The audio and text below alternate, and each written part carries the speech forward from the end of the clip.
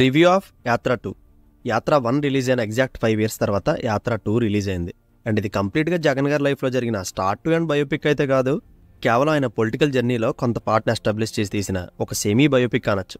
And ఈ movie line వచ్చి తన తండ్రి వైఎస్ రాజశేఖర రెడ్డి గారి తదనంతరం వైఎస్ జగన్ గారి పొలిటికల్ అండ్ పర్సనల్ లైఫ్లో జరిగిన ఈవెంట్స్ అండ్ హడిల్స్ ఏంటనేవే ఈ movie plot. And after watching this నా ఎక్స్పీరియన్స్ చెప్పాలంటే నచ్చింది నాకు. ఫస్ట్ ఆఫ్ ఆల్ ఒక విషయం చెప్పాలి, దీని ఒక సినిమాలాగా అందులో ఉన్నవన్నీ ఒక ఫిక్షనల్ పర్స్పెక్టివ్లో చూస్తే బాగా నచ్చుతుంది.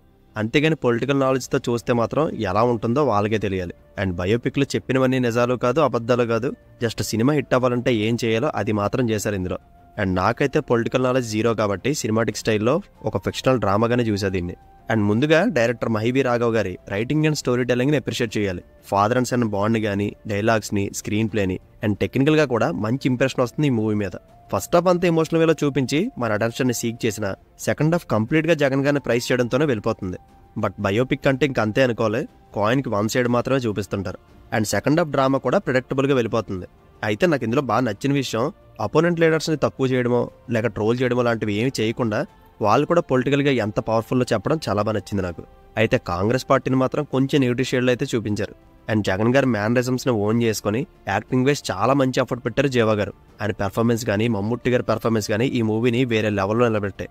అండ్ వాళ్ళ ఇంటెన్స్ పెర్ఫార్మెన్స్కి మనం ఇమీడియట్గా కనెక్ట్ అవుతాం.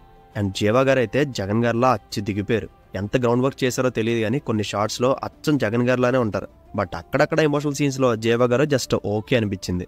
అండ్ రైటర్ అండ్ డైరెక్టర్గా మహీవి రాఘవ్ గారికి ఫుల్ మార్క్స్ ఇచ్చేయచ్చు. అండ్ కొన్ని ఎమోషనల్ సీన్స్ని డెవలప్ చేయడంలో కానీ, పబ్లిక్ మీటింగ్లో కానీ జగన్ గారు అండ్ తన ఫ్యామిలీతో మాట్లాడే కొన్ని కాన్వర్జేషన్ పార్ట్ ఈ మూవీ మీద మంచి ఇంట్రెస్ట్ కలిగేలా చేస్తాయి. అండ్ టోటల్ మూవీలో ఎలివేషన్స్ అక్కడక్కడ ఇవ్వడమే కాదు, హైస్ అండ్ లోస్ని మంచి టైమింగ్లో వాడుకున్నారు. అండ్ కాస్టింగ్ కూడా కరెక్ట్గా యాప్ట్ అయ్యే వాళ్ళని భలే సెలెక్ట్ చేసి తీసుకున్నారు. అండ్ మదీ గారు తన సినిమాటోగ్రఫీ స్కిల్తో పొలిటికల్ అట్మాస్ఫియర్ మూడ్ని బాగా క్రియేట్ చేశారు.